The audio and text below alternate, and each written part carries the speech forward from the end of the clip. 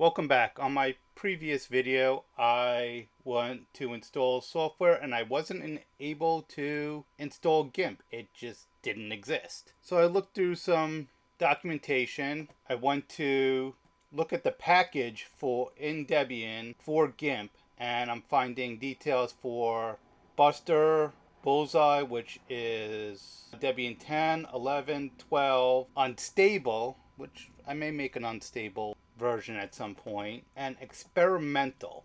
The experimental is not the testing version, I don't think. So I don't think with the way I have the sources set up in my sources file, which is set for Trixie, it will install. The next thing I came across is an article here, and this gives me an opportunity to actually install Flatpak. Well, I had plenty of opportunities, but this actually gives me a reason to actually test it out. Let's go install Flatpak. First, it's given us the standard command line apt install.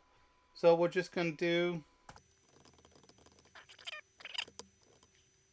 okay, that seemed like a pretty quick install. And now it's saying to, and I'm not going to type all this out. I'm just going to copy and paste that there. So my video capture canceled again, so I said yes to that previous question. Now I'm going to install, based off of this link here, I'm going to install GIMP, but I'm doing this as a regular user. This user does have sudo privileges, but I'm not using sudo. So I was curious about this, if it would let me install, and it's asking if I want to keep this. I'm going to say yes, and this is what comes up. I actually am able to just use the standard GNOME authentication program. It doesn't say give the standard, you don't have access with Flatpak. So Flatpak is integrated into GNOME to some degree. Do I want to install? Yes. Proceed with system installation? Yes. And I'm just going to fast forward through this. It's installed. Let's see how we're supposed to run Flatpak, because it's been a while. And I'll link this article in the description. Okay, it's saying how to uninstall it, and then using snap instead of Flatpak. So it should just be as simple as Flatpak run GIMP. Let's give that a try.